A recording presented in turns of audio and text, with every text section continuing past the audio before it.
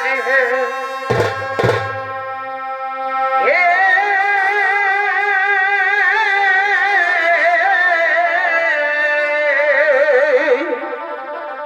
उसे मथुरा रमोहा हे राजी है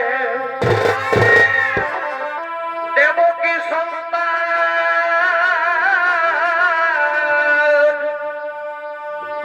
कृष्ण बलराम देवो की संतान कृष्ण बलराम ताराई आसितेছে हे मधु राई हे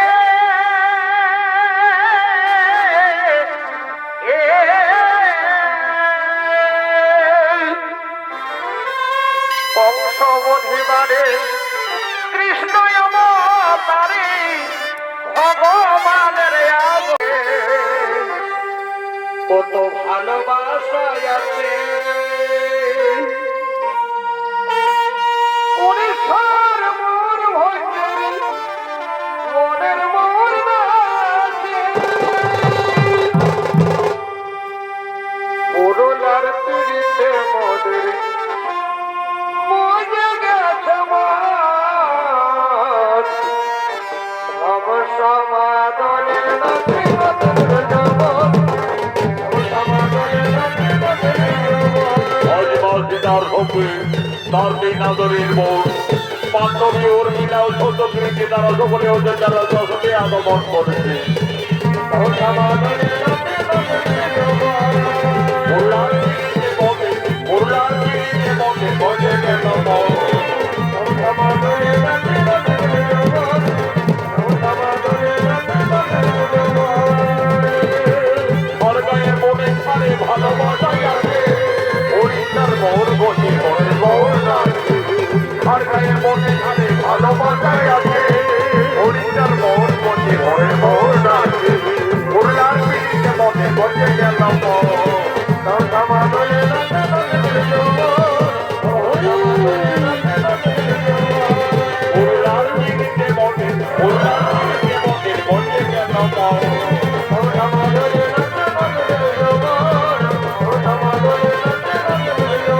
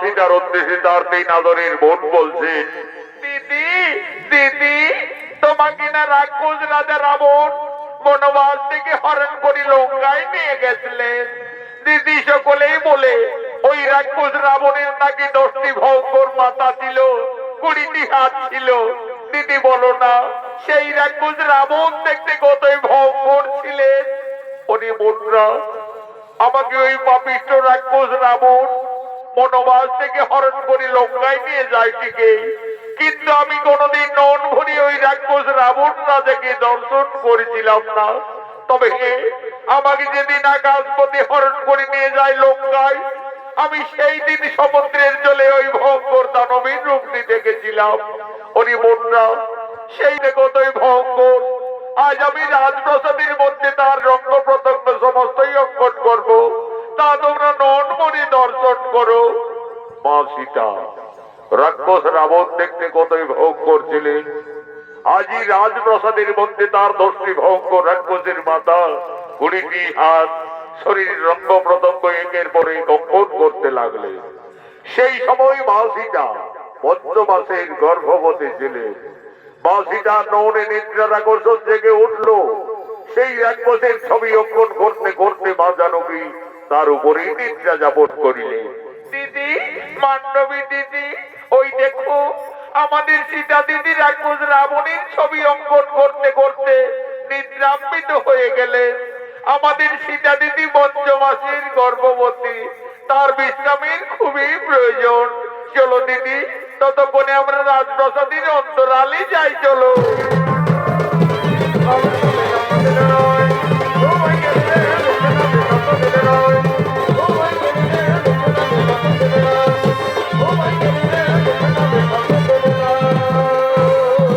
এমন সময় প্রভু শ্রী রামচন্দ্র এবং অনুজ লক্ষণ এই রাজপ্রাসাদের দিকে আগমন করছে। রাজার বেটা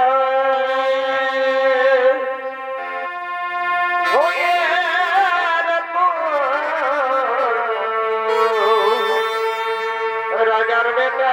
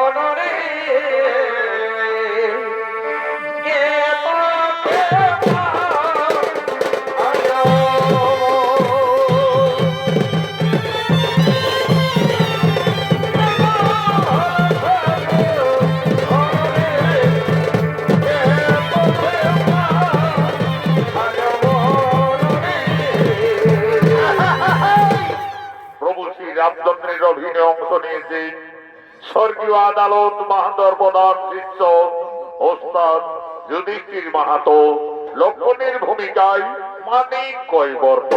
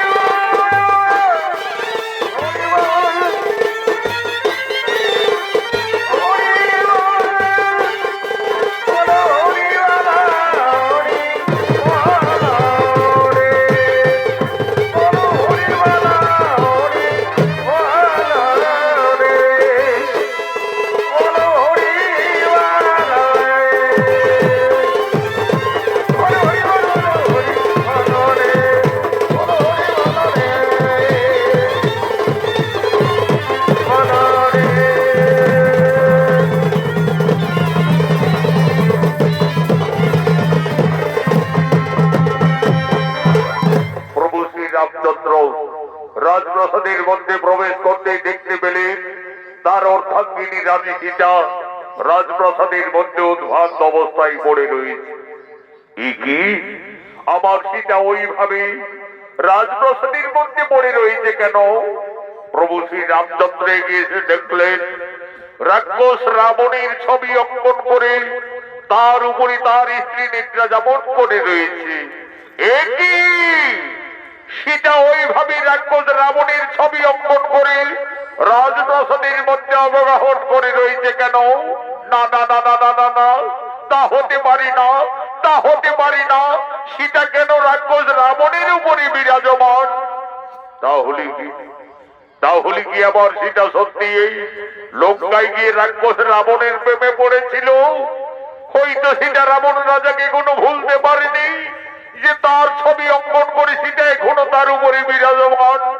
না না না না না না না, আমার সীতা অসতী, এই সীতা কলঙ্কিনী, যার জন্য আমরা দুই ভাই দিবারাত্রি বনে বনে কেঁদেছি, যার জন্য আমি ওকালে বালি রাজকে হত্যা করেছি, যার জন্য লক্ষ লক্ষ মানব সেনা সঙ্গে করে রাক্ষস কুল বিনাশ করে যে সীতাকে লঙ্কার থেকে মুক্তি করে অযোধ্যায় ফিরিয়ে এনেছি, আজ সেই সীতা রাবণেরই ছবি অঙ্কন করে রাজপ্রাসাদের মধ্যে নিদ্রা যাপন করছে।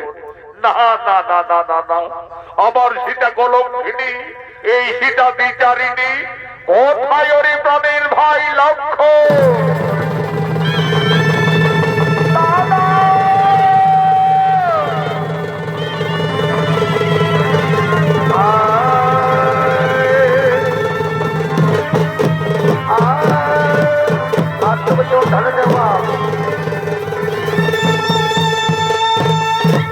আদেশ করুন দাদা।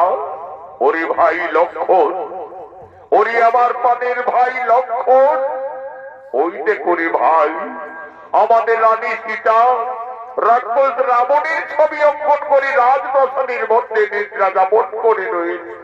ওরে ভাই লক্ষ্মণ, এই কলঙ্কিনী হয়তো লঙ্কায় গিয়ে রাক্ষস রাবণের প্রেমে পড়েছিল, হয়তো সীতা রাবণ রাজাকে কোনো ভুলতে পারেনি যে তার ছবি অঙ্কন করে সীতা এখনো তার উপরে বিরাজমান। ওরে ভাই লক্ষ্মণ, এই কলঙ্কিনী যদি আমাদের অযোধ্যা নগরে থাকে তাহলে আমাদের রঘুকুলের বদনাম হয়ে যাবে রে ভাই, আমাদের সূর্য বংশের বদনাম হয়ে যাবে। ওরে প্রাণের ভাই লক্ষ্মণ, এই কলঙ্কিনীর আর আমি মুখ দর্শন করতে চাই না। যাও তুমি এই নিজের দিকে নিয়ে এসো নির্বাসনে।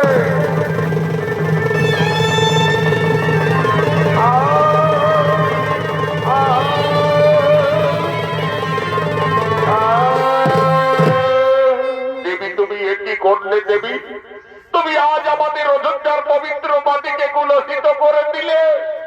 ধীরে ধীরে মা সীতার নিদ্রার আকর্ষণ ভঙ্গ হলো। চোখ মেলে চাইতেই মা জানকী রাজপ্রাসাদের মধ্যে তার দেবর লক্ষ্মণকে দেখতে পায়। লক্ষ্মণ, একই ভাই তুমি প্রাসাদে? দেবী তুমি একই করেছ দেবী, তুমি কেন রাক্ষস রাবণের ছবি অঙ্কন করলে রাজপ্রাসাদের মধ্যে? তুমি তার উপরে শহর করে নিদ্রা যাপন করতেছিলে। তুমি কি সত্যি লঙ্কায় গিয়ে রাক্ষস রাবণকে ভালোবেসেছিলে? তুমি কি রাবণ রাজাকে কোনো ভুলতে পারোনি? না রে ভাই লক্ষ্মণ, আমি কিছু ভুল করিনি রে ভাই। আমায় শুধু আমার বান্ধবী উর্মিলা বন্ধের বোঝাবার জন্য এই রাক্ষসের ছবিটি আমি প্রাসাদের মধ্যে অঙ্কন করেছিলাম রে ভাই। তুমি জানো না দেবী, এই অপরাধে তুমি কলঙ্কিনী, এই অপরাধে তুমি বিচারিণী। সেই রাক্ষস রাবণ তোমাকে বনবাস থেকে হরণ করে লঙ্কায় নিয়ে যায়, সেই রাবণের ছবি অঙ্কন করে তুমি ভুল করেছ, অপরাধ করেছ। প্রভু শ্রী রামচন্দ্র আর কোনদিন তোমার মুখ দর্শন করবে না। আমায় আদেশ দিয়ে গেলেন এই মুহূর্তেই তোমায় নিতে হবে নির্বাসনে।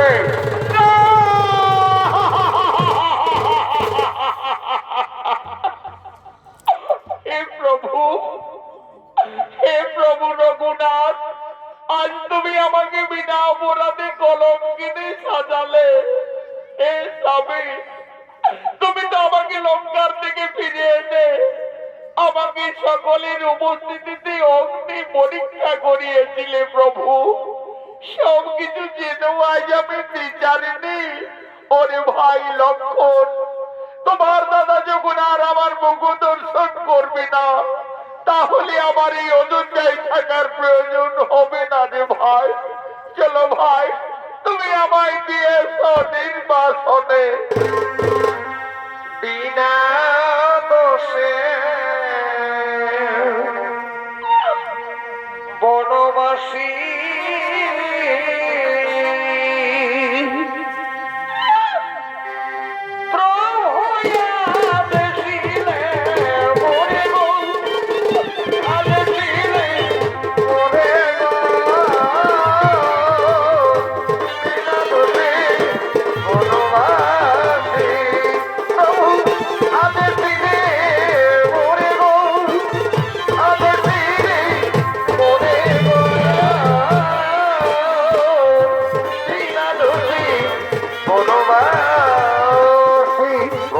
রামচন্দ্র মা সীতাকে কলঙ্কিনী ভেবে বনবাসীর আদেশ দেয়।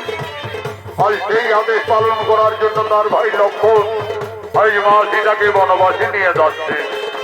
আগে আগে চলেছে লক্ষ্মণ। আজ মনের দুঃখে মা সীতাকে দেখে বনবাসী যাচ্ছে। বন ভবন পেরিয়ে ঘর কাননে প্রবেশ করেছে লক্ষ্মণ দেবী সীতাকে নিয়ে। লক্ষ্মণ বলছে, দেবী গো, দেখো দেবী, আমরা তো বনবাসীর যথার্থ জায়গায় উপস্থিত হয়ে গেছি দেবী। তুমি তোমার বনবাস জীবনেই কাননেই কাটাবে দেবী। তুমি আমাকে অযোধ্যায় ফিরে যাওয়ার অনুমতি দাও দেবী। আমাকে অযোধ্যায় ফিরে যেতে হবে, কিন্তু আমি কিভাবে একটি পঞ্চমাসের গর্ভবতী নারীকে না বনের মধ্যে ছেড়ে যাবো? তুমি আমায় ক্ষমা করে দাও দেবী, আমায় তুমি ক্ষমা করে দাও। ওরে ভাই লক্ষ্মণ, তুমি তো তোমার দাদার আদেশ পালন করেছো রে ভাই। তুমি ফিরে যাবে অযোধ্যা নগরে। তোমার দাদা আমাকে বিয়ের সময় দিয়েছিলেন আমার গলার মুক্তার হার, কানের দুল, পায়ের নপুর। আমার বনবাসে এই অলঙ্কারের শোভা পাবে না রে ভাই। এই অলঙ্কার গুলি ফিরে নিয়ে যাবে অযোধ্যা নগরে। তোমার দাদা রঘুরাজের কাছে দিয়ে বলবে, দাদা তোমার আদেশ আমি পালন করেছি। তোমার কলঙ্কিনী সীতাকে আজ আমি মনে দিয়ে এসেছি, বনবাসে দিয়ে এসেছি, বনবাসে দিয়ে এলাম। তোমার জানো তোমার জানো বনবাসে দিয়ে এলাম। প্রভু শ্রী রামচন্দ্র মা সীতাকে বিয়ের সময় যে যে অলঙ্কার দিয়েছিলেন, আজ মনের দুঃখে মা জানকী বনবাসে কেটে গেলে গলার মুক্তার হাত, কানের দোল, পায়ের নমুর, একের পরে সমস্ত অলঙ্কার লক্ষ্মণের হাতে তুলে দিলে। আজ মা সীতা বলছে, ওরে ভাই লক্ষ্মণ, এই সমস্ত অলঙ্কার নিয়ে ফিরে যাবে অযোধ্যা নগরে। তোমার দাদা রঘুরাজের কাছে গিয়ে বলবে,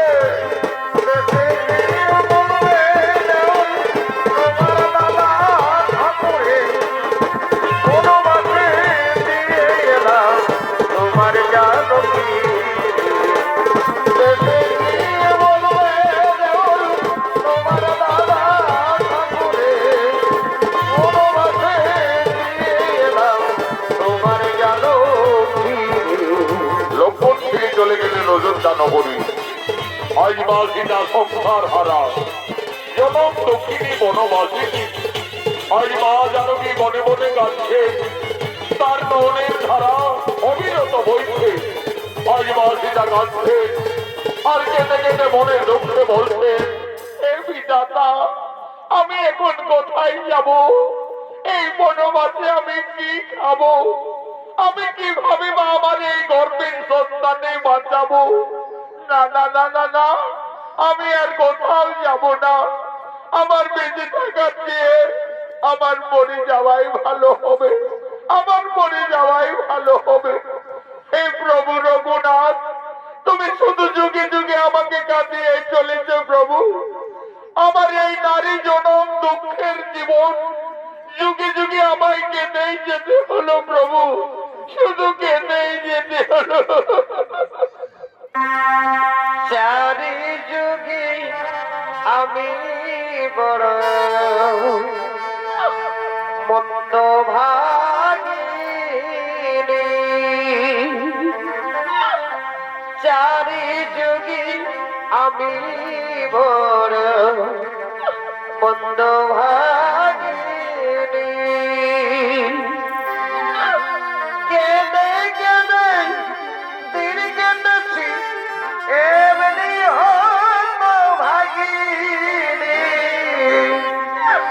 কেঁদে কেঁদে দিন কেটেছি এমনি হত ভাগিনী চারি যুগে আমি বড় মন্দ ভাগিনী চারি যুগে আমি বড় মন্দ ভাগিনী চারি যুগে আমি বড় মন্দ ভাগিনী কেঁদে কেঁদে দিন কেটেছি এমনি হত ভাগিনী এমনি হত ভাগিনী চারি যুগে আমি বড় মন্দ ভাগিনী চারি যুগে আমি বড় মন্দ দাঁড়াও, কি মা তুমি?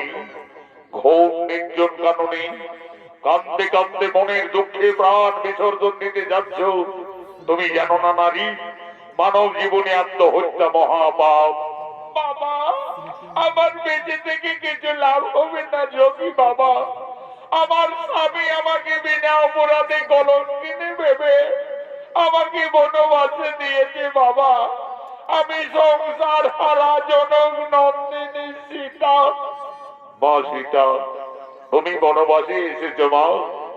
আমি ঋষি বাল্মীকি, আমি জানতাম মা জানো কি একদিন না একদিন তোমাকে বনবাসে আসতেই হবে। মা সীতা, তুমি কেঁদো না মা, তুমি কেঁদো না। বিধির বিধান কেউ লঙ্ঘন করতে পারি না মা, বিধির বিধান কেউ লঙ্ঘন করতে পারি না। মা সীতা, তোমার বনবাস জীবন কাটাবার জন্য আমি এই তপবনে পূর্বেই একটি সুন্দর পাতার কুটির নির্মাণ করে রেখেছি। চলো মা জানকী, তুমি না কেঁদে না ভেবে তোমার বনবাস জীবন ওই পাতার কুটিরেই কাটাবে। চলো। আমার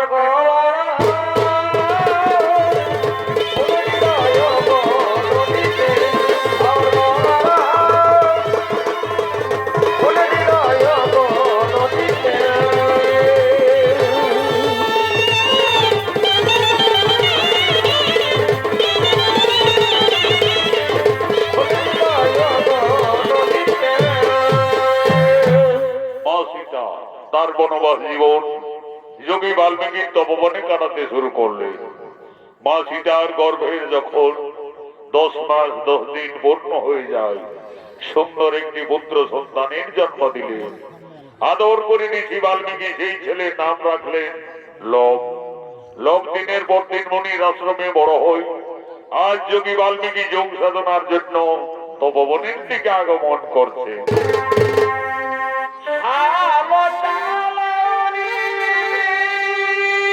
বড় ভাই,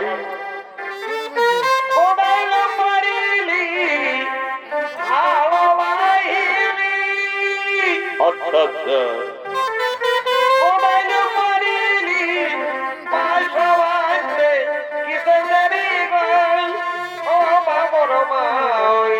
ভালে ভালে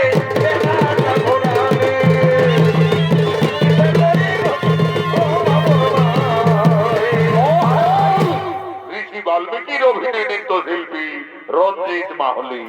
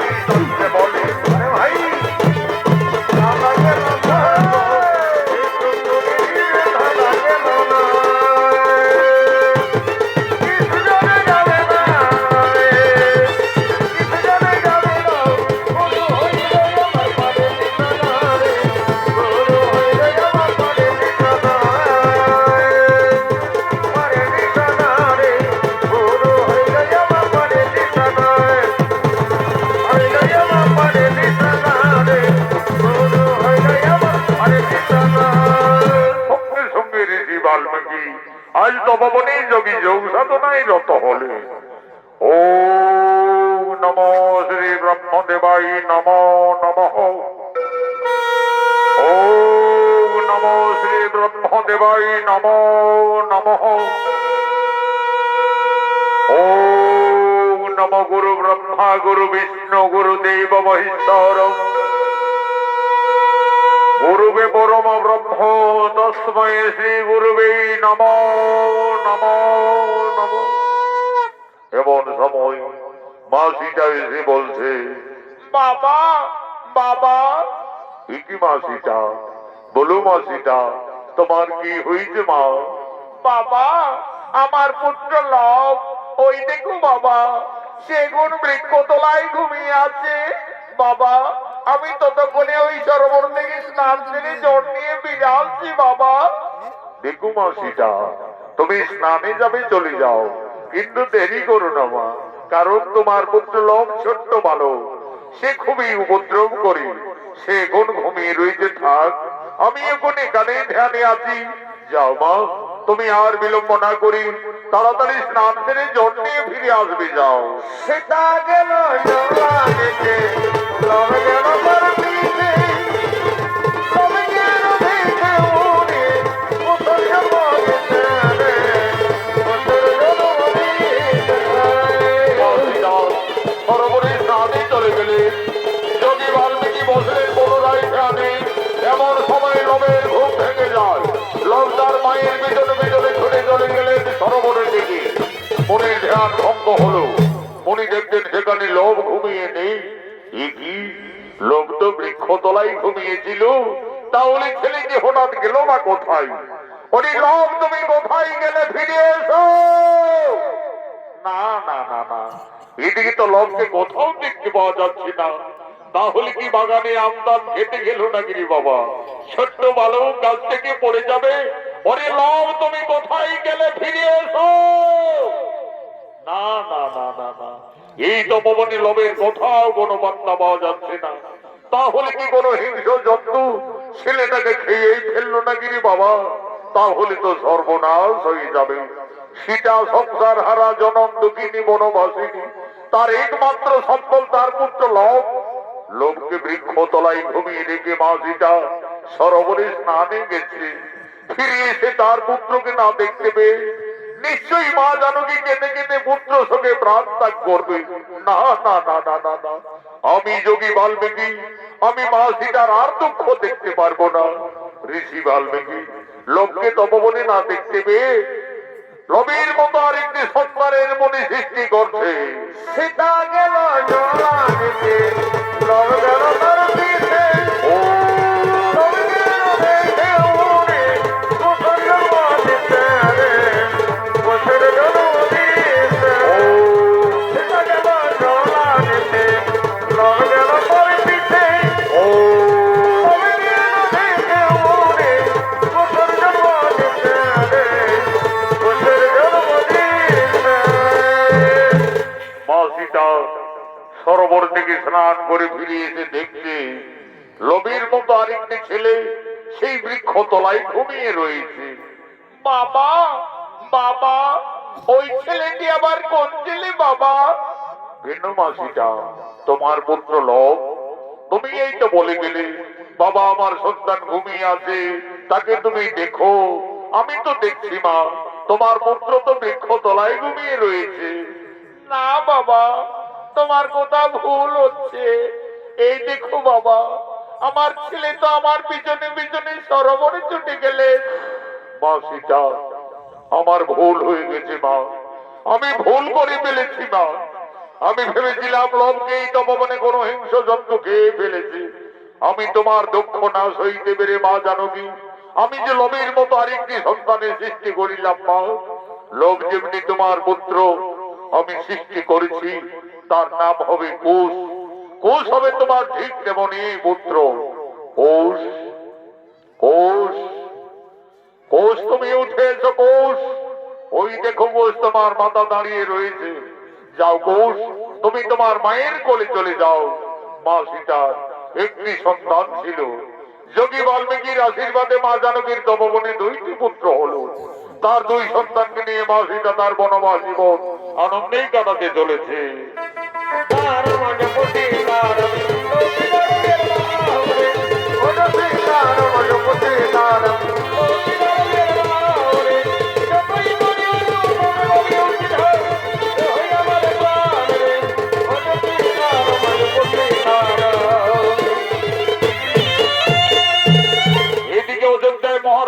রামচন্দ্র সমেত যজ্ঞের আয়োজন করেছে। যজ্ঞ সভায় কুলগুরু বৈশিষ্ট্য রাজা রামচন্দ্র ভরত লক্ষ্মণ শত্রুঘ্ন সকলেই আগমন করছে। সাধু সঙ্গ মিলে বড় ভাই পণ্ডিত কে বাজারে সাধু সঙ্গ মিলে আচ্ছা আচ্ছা পণ্ডিত কে বাজারে আমি না হেরি সংসারে আমি না হেরি সংসারে আমার সারণী চলো গেল মায়ারে ধরে আমার নদীতে গেল মায়ারে ধরে অনেকে বাজারে সাধু সঙ্গ মিলে মায়েরে সংসারে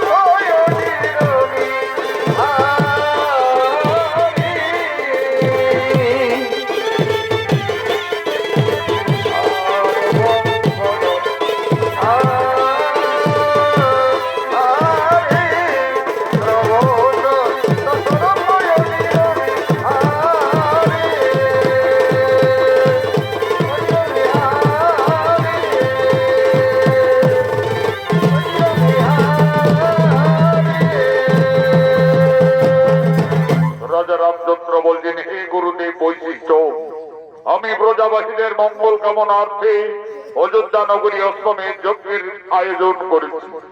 আপনি আর বিলম্ব না করে নীতি নিয়ম অনুযায়ী আপনি যজ্ঞ আরম্ভ করুন। রাজা রামচন্দ্রের আদেশে কুলগুরু বৈশিষ্ট্য সঙ্গে সঙ্গে অষ্টমীর যজ্ঞ শুরু করলেন। ওম নমঃ ওম নমো অগ্নিদেবায় নমো নমঃ। যজ্ঞ সভায় অষ্টমের যজ্ঞের ঘোড়া আগমন করছে।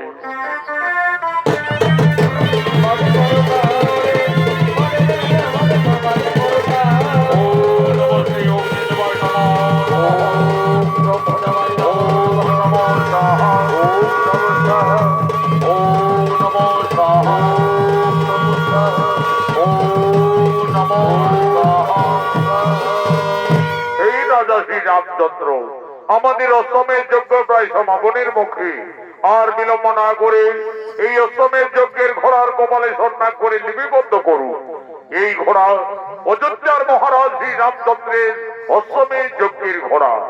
এই ঘোড়া পূর্ব পশ্চিম উত্তর দক্ষিণ যতদূর পরিভ্রমণ করবে ততদূর অযোধ্যার সীমানা বলেই পরিচিত থাকবে। আর যদি কেউ বাহু বলে এই ঘোড়াকে বন্দী করে, তাহলে রাজা শ্রী রামচন্দ্রের সঙ্গে যুদ্ধ করতে হবে।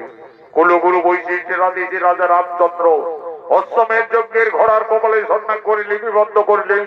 ঘোড়া যজ্ঞস্থল থেকে যাচ্ছে, ঘোড়ার পিছনে পিছনে অযোধ্যার সমস্ত সেনারা যেতে লাগলেন।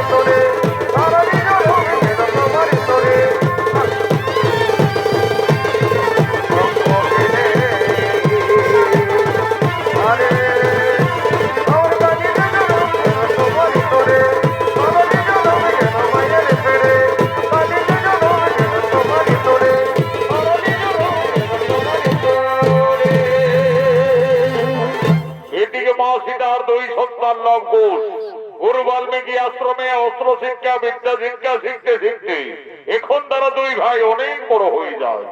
আজ তারা মনির আনন্দে মনির তপবনে খেলা করার জন্য দুই ভাই আগমন করছে।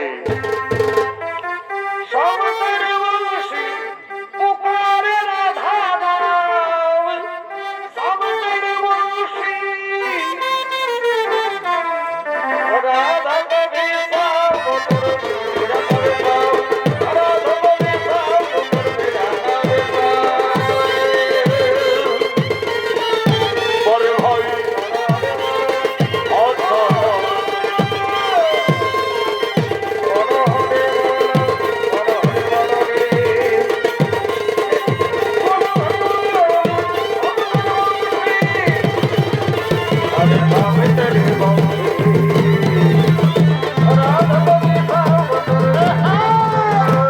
এরাই হলো মা সীতার দুই আদরের সন্তান লব ও কুশ।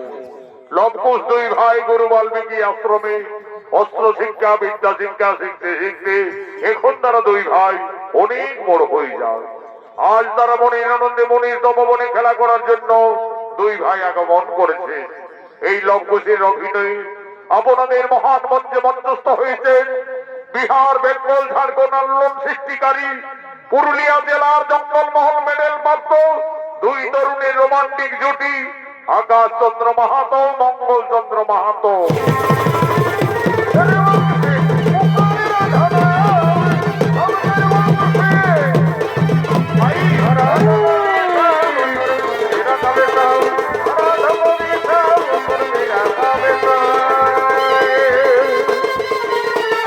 পরে ভাই আচ্ছা হরে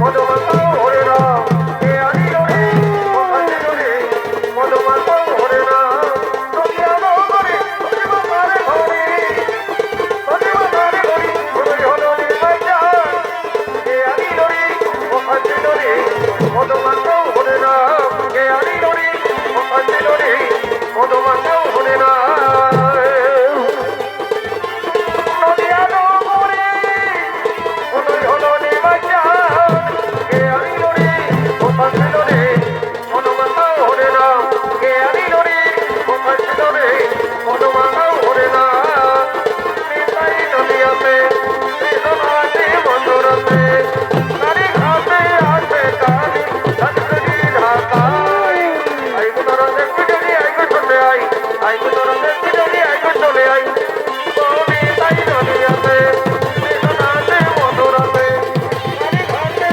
আসে কালী আইগো তোরা দেখবি আইগো চলে আইগো তোরা দেখবি আইগো চলে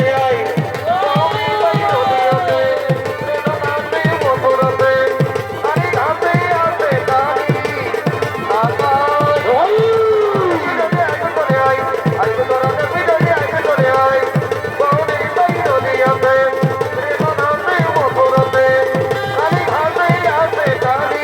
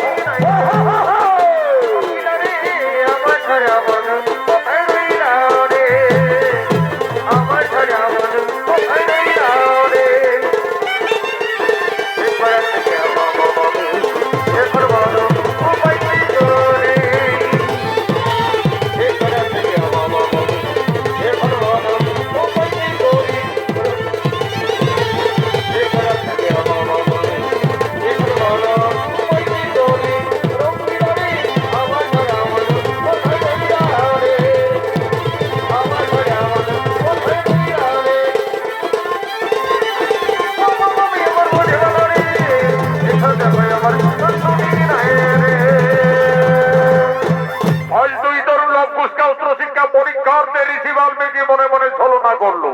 এক মহাবীর রাক্ষসী সৃষ্টি করে আক্রমণ করছেন এই তপবনে। ওরে ভাই কোষ, ওই দেখো ভাই, একটি ভয়ঙ্কর রাক্ষসী এই তপবনের দিকে ছুটে আসছে। চলো ভাই, ততক্ষণে আমরা কুটিরে পালিয়ে যাব। না দাদা, আমরা কুটিরে পালাতে যাব কেন? আমাদের তো গুরুদেব ঋষি বাল্মীকি অস্ত্র শিক্ষা শিখিয়েছে। চলো না দাদা, সেই অস্ত্র বানিয়ে ওকে আমরা বিনাশ করে দেব। তবে তাই চলো ভাই, তাই চলো। এই রাক্ষসী এই তপবনে আর এক পা এগিয়ে এলে আজ তোকে আমরা সকলে বিনাশ করব। কি এ তো সাউদীর যোগী বালক, আজ আমি তোদের খেয়ে ফেলবো।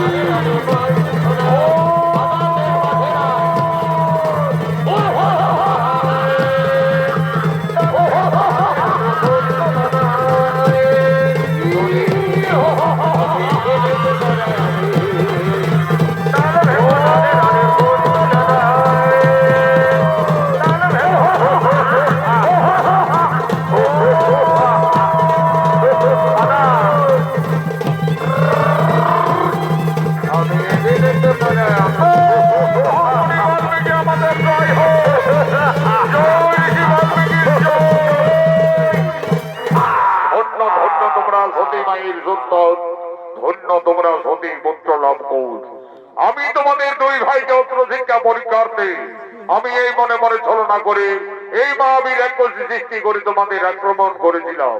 আমার শিক্ষা অস্ত্র মানে তোমরা এই তরুণ বয়সে যথার্থ এই মহাবীরকে বিনাশ করলে, একে তোমরা সংহার করিলে। ওই লবকুশ, তোমরা দুইজনের অনুশিক্ষায় উত্তীর্ণ, তোমাদের আশ্রমে বিদ্যা শিক্ষা অস্ত্র শিক্ষা সকলেই সম্পন্ন। কালকে তোমাদের তিথি যোগে আমি দুই ভাইকে মহামন্ত্র দান করব। কিন্তু দেখো লবকুশ, গুরু বাল্মীকির আশ্রমে বিদ্যা শিক্ষার পরে অস্ত্র শিক্ষার পরে গুরুদেবের চরণ তলে যৎকিঞ্চিত গুরু দক্ষিণা দিয়ে আশীর্বাদ দিয়ে নিতে হয়। মনে রাখবে, কালকে তোমাদের দুই ভাইয়ের গুরু দক্ষিণার দিন। তাই হবে ঋষিবর, আমরা কালকে আশ্রমে আসার সঙ্গে সঙ্গে আমাদের মাতা জননীর কাছ থেকে আমরা যথার্থই গুরু দক্ষিণা নিয়ে আসবো। দেখো লবকুশ, মনে থাকে যেন কালকে তোমাদের দুই ভাইয়ের গুরু দক্ষিণার দিন। তারম নমতে তারম সীতার বেড়াওরে ওরে তারম নমতে তারম সীতার বেড়াওরে সকল পরিবার লুণ্ঠিধাম হইয়া বার প্রাণ রে ওরে তারম নমতে তারম সীতার অনিরানন্দে তারা দুই ভাই চলে গেলেন কুটিরে। কুটিরে দিয়ে তাদের মাতা সীতার কাছে তারা নিবেদন করছে, মা, মাতা তুমি কোথায়? কি হয়েছে লবকুশ? ওইভাবে মা চিৎকার করতে করতে কুটিরে এলি, তপবনে কিছু বিপদ হয়েছিল নাকি বাবারা? না মাতা, আজ আমরা তপবনে একটি ভয়ঙ্কর রাক্ষসীকে দুই ভাই বিনাশ করে দিয়েছি মা। আমাদের গুরুদেব বলেছেন আমরা অস্ত্র শিক্ষায় সফল হয়ে গেছি মা, আমাদের বিদ্যা শিক্ষাও সম্পন্ন। কালকে আমাদের আশ্রমে গুরু দক্ষিণা দিতে হবে। দাও মা, আমাদের গুরু দক্ষিণা দাও। ওরে লবকুশ, ওরে পুত্রগণ, তোমরা তো দুই ভাই বড় হয়েছ, তোমরা তো সকলেই বুঝতে পারছো আমরা যে বনবাসী বাবারা, আমাদের কুটিরে কিছু নেই লবকুশ। আমি কি দিয়ে তোমাদের গুরু দক্ষিণার থেকে মুক্তি করব? মা, তুমি কেন না মাতা, তোমার দিবারাত্রি কান্না আমরা যার কিছুতেই সইতে পারি না। জানো মা, আমাদের গুরুদেব বলেন চুরি করা অপরাধ, কিন্তু যে না অপরাধ নয়। ওই দেখো মাতা, অদূরই নগর দেখা যাচ্ছে। চলো না মা, আমাদের গুরু দক্ষিণার জন্য সকলের কাছে কিছু কিছু সাহায্য চেয়ে নেবে। মা সীতা একদিন ছিলেন অযোধ্যায় মহারানী, আজ সে ভাগ্য ফেরে সংসার হারা জনম দক্ষিণী বনবাসিনী। তার দুই সন্তানের গুরু দক্ষিণা দেওয়ার মতো মা সীতার কুটিরে কিছুই নেই। আজ মনের দুঃখে মা জানকী এই নগরের দ্বারে দ্বারে সকলের কাছে করজোড়ে নিবেদন করছে, এ ভক্তগণ, আজ আমি খুবই সংকটে পড়েছি। আমার দুই সন্তানের গুরু দক্ষিণা দেওয়ার মতো আমার কাছে কিছুই নেই। আজ আমি সকলের কাছে করজোড়ে নিবেদন করছি, আপনারা সকলেই কিছু কিছু সাহায্য করে আমার দুই অমন সন্তানের গুরু দক্ষিণার থেকে আপনারা মুক্তি করে দেন, মুক্তি করে দিন।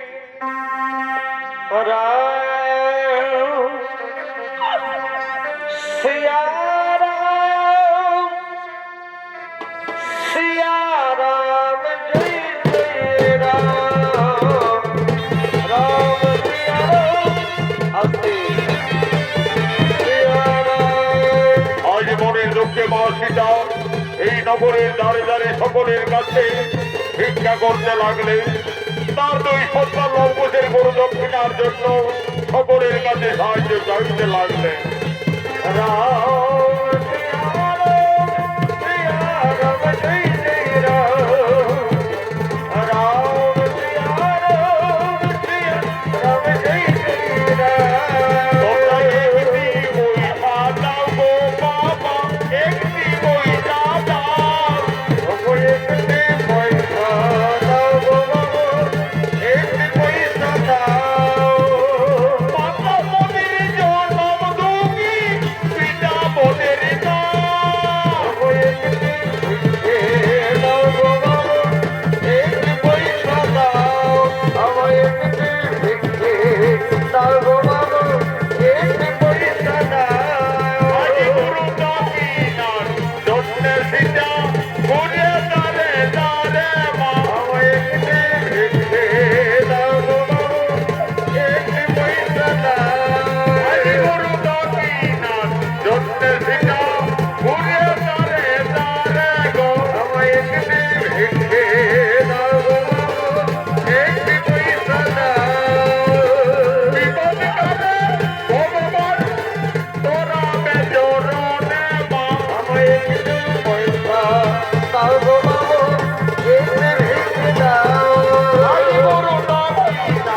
জন্য সবাই করো কিছু জানো মা আমি একটি পয়সা দাও আজ গুরু নবীনাথ জন্য সিজায় পূজা তারে তারে গো আমি একটি পয়সা দাও আজ গুরু নবীনাথ জন্য সবাই আনন্দিত মনে গো আমি একটি পয়সা দাও আজ গুরু নবীনাথ জন্য সিজা পূজা তারে তারে গো আমি একটি পয়সা দাও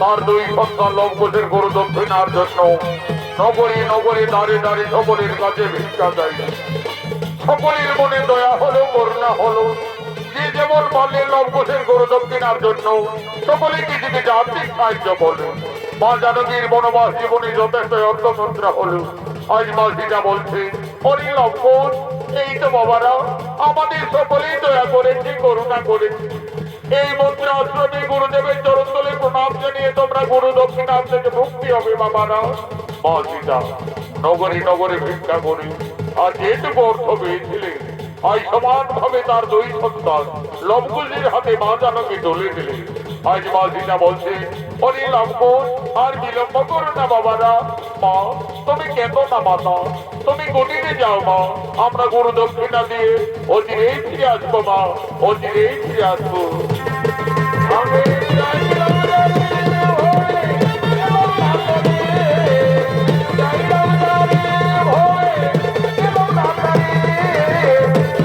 বনবাস ধরে বনবাস ধরে আমি ভোগে পেলাম না পারে চাইলাম জানি ভোগে পেলাম না পারে বনবাস অন্যের ঘরে গো এই বনবাস অন্যের ঘরে মনোপ্রাণ দিয়া জানে বেঁচেছিলাম ভালো যে আমার ভুল বুঝি ওঠে চলে গেল মনোপ্রাণ দিয়া জানে বেঁচেছিলাম ভালো যে আমার ভুল বুঝি ওঠে চলে গেল আজ মনের আনন্দে তারা দুই ভাই চলে গেল ঋষি বাল্মীকি আশ্রমে আজ আশ্রমে গিয়ে করজোরে প্রণাম জানিয়ে দুই ভাই বলছেন গুরুদেব আমরা আমাদের গুরু দক্ষিণা নিয়ে এসেছি এই সামান্য অর্থমন্ত্র নিয়ে আমাদের আশীর্বাদ করো আমাদের গুরু দক্ষিণার থেকে মুক্তি করে দাও ধন্য ধন্য তোমরা সতী পুত্র লঙ্ক আজ আমি আনন্দিত আমি গর্বিত আমি তোমাদের পূর্ণ আশীর্বাদ করবো তোমরা আরো আরো ভয়ঙ্কর হবে আরো ভয়ঙ্কর যুদ্ধ হবে এই নাম গুরুদেব এই নাম আমাদের গুরু দক্ষিণা হরি লঙ্কুশ আমাকে যে বিশেষ কাজে কয়েকদিনের মতো কপিল মুনির আশ্রমে যেতে হবে তাই এই তপবনে ফিরে আসা না পর্যন্ত আমি তোমাদের দুই ভাইয়ের হাতে এই তপবন রক্ষার দায়িত্ব ভার দিয়ে যাচ্ছি আমার আদেশ তোমরা পালন করবে আমি যেন ফিরে এসে এই তপবনে কিছু ক্ষতি না দেখতে পাই তাই হবে জীবন আমরা দুই ভাই এই তপবনকে রক্ষা করে যাব এই তপবনের কিছু ক্ষতি হতে দেব না তাহলে লঙ্কুশ আমি যাই গঙ্গা সাগরে কপিল মুনির আশ্রমে রাম রাম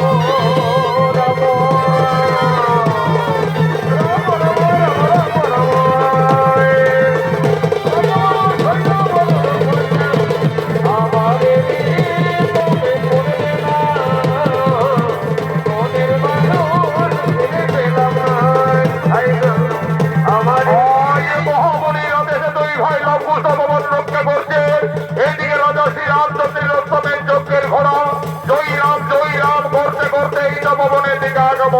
আসছে।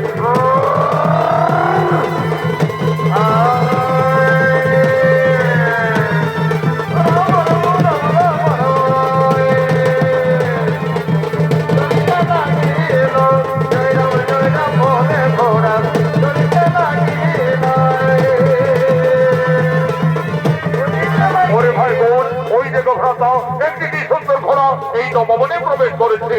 দাদা, দশটা বড় ঘোড়া দাদা, আমার ঘোড়ার পিঠে যাবার খুবই ইচ্ছে করে দাদা, আগে আমি একটু ঘোড়ার পিঠে যাবো দাদা। ওরে ভাই ঘোষ, নামো নামো নামো। ওই দেখো, ওই ঘোড়ার কপালে কি লেখা আছে? কি লেখা আছে দাদা? ওই দেখো ভাই, লেখা রয়েছে এই ঘোড়া অযোধ্যার মহারাজ শ্রী রামচন্দ্রের অষ্টমী যজ্ঞের ঘোড়া। এই ঘোড়া যত দূর যাবে তত দূর অযোধ্যার সীমানা বলে পরিচিত থাকবে। আর যদি কেউ বন্দী করে তাহলে রাজা শ্রী রামচন্দ্রের সঙ্গে যুদ্ধ করতে হবে। দাদা, এই ঘোড়া তো আমাদের গুরুদেব বাল্মীকি মুনির আশ্রমে প্রবেশ করে। এই তপবন রক্ষার দায়িত্ব ভার দিয়ে গুরুদেব কপিল মুনির আশ্রমে গমন করেছে। চলো দাদা, গুরুদেবের আদেশে আমরা এই ঘোড়াকে বন্দী করব, প্রয়োজনে যুদ্ধই করব। তবে তাই চলো ভাই। হরি অর্থ, তুমি আমাদের তপবনের বন্ধু, আমাদের সঙ্গে খেলা করবে। চলো ভাই ঘোষ, আমাদের বন্ধু ঘোড়ার পিঠে চড়ে আমরা এই তপবনে খেলা করি। রাম রাম রাম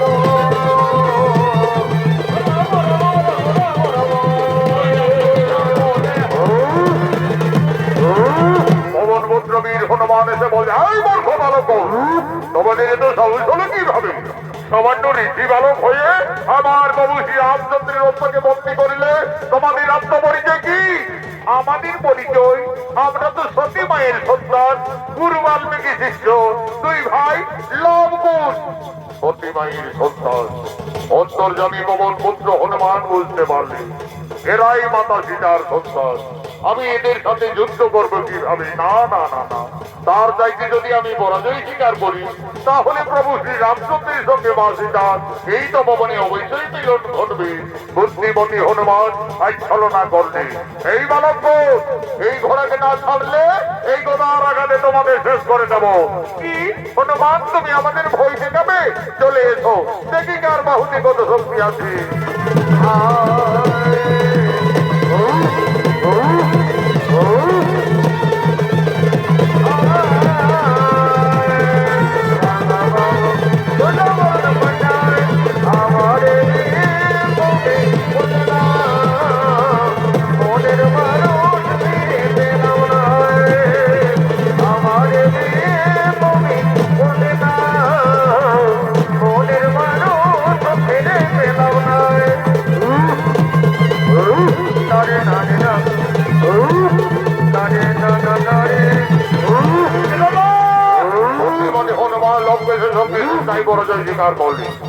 হনুমানকে বন্দী করলেন তপবনের এক বৃক্ষটানে।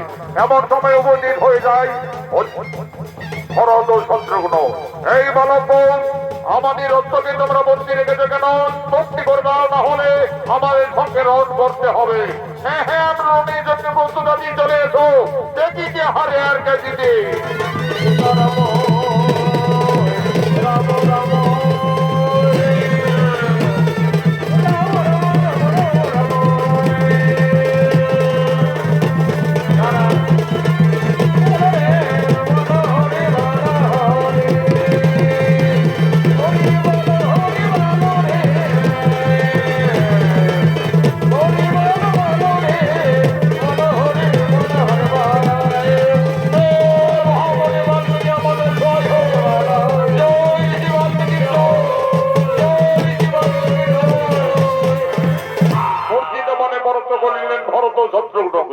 এমন সময় উপস্থিত হয়ে যায় অযোধ্যার মহারাজ শ্রী রামচন্দ্র এবং অনুজ লক্ষণ।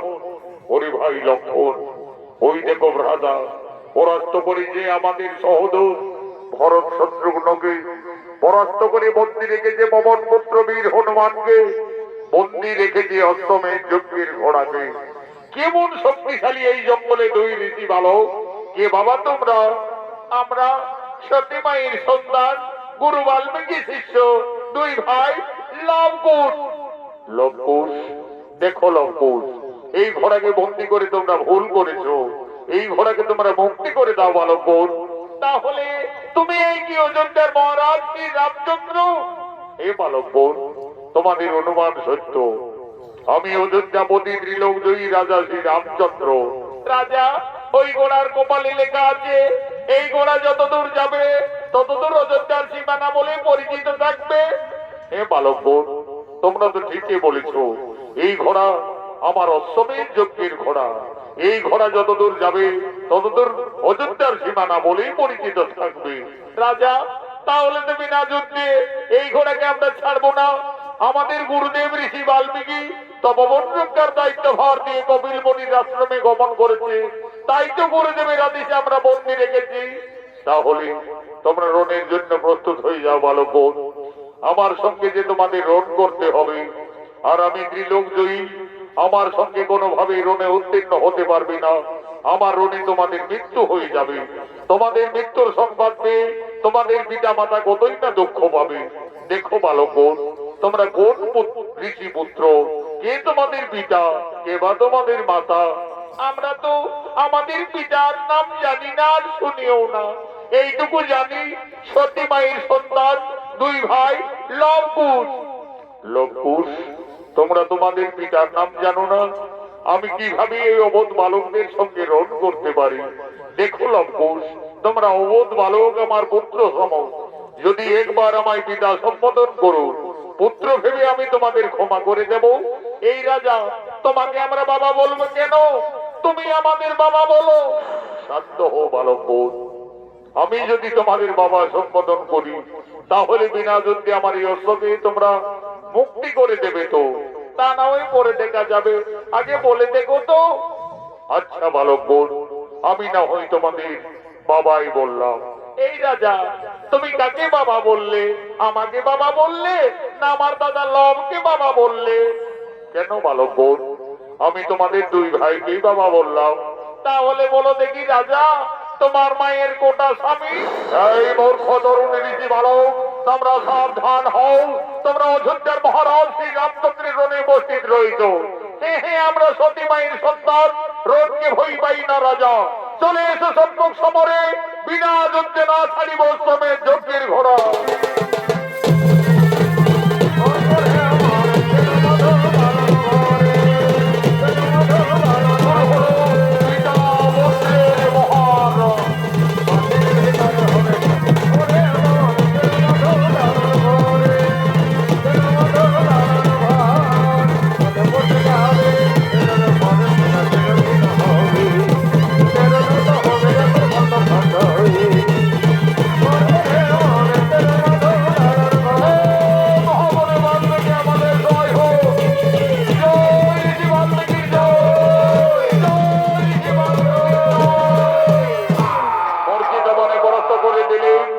রাজা রামচন্দ্র এবং অনুজ লক্ষণকে। এদিকে কপিল মুনির আশ্রম থেকে ঋষি বাল্মীকি তপবনে ফিরে এসে দেখছে লক্ষণ সর্বনাশ করে রেখেছে। ওরে শিষ্যগণ, ওরে লক্ষণ কোথায় তোরা? আমারও বর্তমানে এইভাবে তপবনে অত্যাচার কেন? ঋষিবর, আমরা তো তোমার আদেশ পালন করে চলেছি। এই তপবন রক্ষা করতে গিয়ে এই সমস্ত যোদ্ধাদের রণে পরাস্ত করে রেখেছি। ঋষি দাদু, একটি জান্ত হনুমানকে পরাস্ত করে এই জঙ্গলে লতায় পাতায় আমরা বন্দি করে রেখেছি। তোরা আবার হনুমান নাকি? কোথায় হনুমান বন্দি রেখেছ? ওই দেখো ঋষি দাদু, ওই তপবনের বৃক্ষ নামে। বাবা, এই যে আমার পবন পুত্র বীর হনুমান রে বাবা, এই হনুমানের সঙ্গে ঝগড়া করেছ। ওরে লঙ্কুশ, এই রাজাদের না জেনে না শুনে কেন আঘাত করেছো? যা যা যা, তোদের মাতা সীতাকে তোরা তাড়াতাড়ি তপবনে ডেকে নিয়ে আয়। তোদের মাতাই বলবে ওই রাজাদের সঙ্গে তোমাদের পরিচয় কি। মা, তুমি তাড়াতাড়ি তপবনে এসো মাতা। ওরে লঙ্কুশ, তপবনে কি হয়েছে বাবারা? মা, আজ আমরা রণে জয়ী হয়ে গেছি মা। একটি জান্ত হনুমানকে এই জঙ্গলে পরাস্ত করে আমরা বন্দি করে রেখেছি মাতা। কই লঙ্কুশ, কোথায় তোমরা হনুমানকে বন্দি রেখেছো বাবারা? ওই দেখো মা, ওই তপবনের বৃক্ষ ডালে। অরে লঙ্কুশ, এই যে পবন পুত্র বীর হনুমান, এই হনুমানকে তোমরা কেন বন্দি রেখেছো বাবারা? দে লঙ্কুশ, হনুমানকে তোরা মুক্তি করে দে।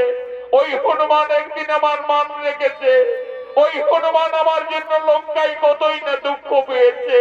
দে বাবারা, তোরা হনুমানকে তাড়াতাড়ি ছেড়ে দে। মা সীতা, ওদিকে তো তুমি হনুকেই দেখেছো, আর এই দিকে তাকিয়ে দেখো মা, তোমার সন্তানরা, তোমার স্বামী, তোমার দেবরদের সকলকেই রণে জর্জরিত করে রেখেছে। ওরে লঙ্কুশ, এ তোরা কি করেছিস বাবারা? তোরা কাদের সঙ্গে যুদ্ধ করিস, রণ করিস? তোরা তো সকলই সর্বনাশ করে দিয়েছ লঙ্কুশ। আমার হাতের শাখা সীতার সিঁদুর আজি তো পবনে সকলে মুছে দিলে বাবারা। বাবা, আমি আমার বনবাস জীবনে তোমার কাছে কোনোদিনই কিছু চাইনি বাবা। আজ আমার দুই অবধ সন্তানে ক্ষমা করি, আমার স্বামী এবং দেবরগণকে পুনরায় জীবিত করে দাও বাবা, করে দাও। মা সীতা, তুমি কেন না মা? তারা কেউ মারা যায়নি গো। লবকুশের রণে পরাস্ত হয়ে সকলেই জ্ঞান হারা অবস্থায় পড়ে আছে। আমি এক্ষুনি কমণ্ডল জল হইতে সকলের জ্ঞান পূর্ণতায় ফিরিয়ে দিয়েছি। ওম নমঃ সাহা, ওঠো রাজা শ্রী রামচন্দ্র। ওম নমঃ সাহা, ওঠো বীর অনন্ত লক্ষণ। ওম নমঃ সাহা, ওঠো বীর ভরত কুমার। ওম নমঃ সাহা, ওঠো বীর শত্রুঘ্ন। এই রাজা শ্রী রামচন্দ্র, তুমি আমার অবর্তমানে আমার এই তপবনে এসে আমার এই দুই তরুণ শিষ্যর সঙ্গে এইভাবে রণ করতে পারো না। মনে পড়ে রাজা, একদিন তুমি তোমার রানীকে কলঙ্কিনী ভেবে 5 মাসের গর্ভবতী অবস্থায় বনবাসে দিয়েছিলে। তোমারই অনুজাত সন্তান হলো এই লবকুশ। যাদের সঙ্গে তোমরা ঝগড়া করছো, রণ করছো, তারা তোমরা জানো না, চেনো না। তারা তোমাদের এই বংশের লোক সম্পর্কে সকলেই তোমাদের কাকা। আর যে রাজার সঙ্গে তোমরা রণে জর্জরিত, ওই রাজা শ্রী রামচন্দ্র হলো তোমাদের জন্মদাতা পিতা। গুরুদেব, ওই রাজা আমাদের জন্মদাতা পিতা। হে লবকুশ, তোমরা তো রাজপুত্র। যাও, তোমাদের ভুল স্বীকার করে অবিলম্বে করজোড়ে ক্ষমা দিয়ে নেমে যাও। পিতা, আমাদের ক্ষমা করে দাও পিতা, আমরা ভুল করে রণ করেছি। ওরে লবকুশ, আজ আমার মনে পড়েছে বাবারা, আমি যেদিন রাক্ষস করে বিনাশ করি ওই লঙ্কার থেকে আমার সীতাকে অযোধ্যায় ফিরে এনেছিলাম, সেই দিন রাবণের মাথা নিকোষা কেটে কেটে আমায় অভিশাপ দিয়েছিলেন। বলেছিলেন, ওরে বনবাসী শ্রীরামচন্দ্র, আজ যেমন মন্ত্র থেকে আমাকে কাঁদতে হচ্ছে, আমিও তোমাকে অভিশাপ দেব। তুমি ত্রিলোক বিজয়ী হলো, একদিন না একদিন তোমার পরাজয় নিশ্চিত হবে তোমার পুত্রের হাতে। আজ আমার সেই অভিশাপের কথা মনে পড়িল লঙ্কুশ। তোমরাই আমার পুত্রগণ, এসো বাবারা, আমার ভক্তি এসো। মা সীতা, আর তুমি কেঁদো না মা, তোমার বনবাস জীবন শেষ হয়ে গেল মা, তোমার আনন্দের দিন এসেছে। যাও মা, তোমার পরিবারের সকলে তোমার অপেক্ষায় দাঁড়িয়ে রয়েছে। রাজা শ্রী রামচন্দ্র একদিন মা সীতাকে কলঙ্কিনী দ্বিচারিণী ভেবে 5 মাসের গর্ভবতী অবস্থায় বনবাসে দিয়েছিলেন। ঋষি বাল্মীকির কৃপায় ফিরে পেলেন তার স্ত্রী সন্তানদের। আনন্দ হলো। জয় জয়কারে রাম ভক্ত পবন পুত্র বীর হনুমান বলছেন, বলো বলো সীতাবতী রাজা শ্রী রামচন্দ্র কি।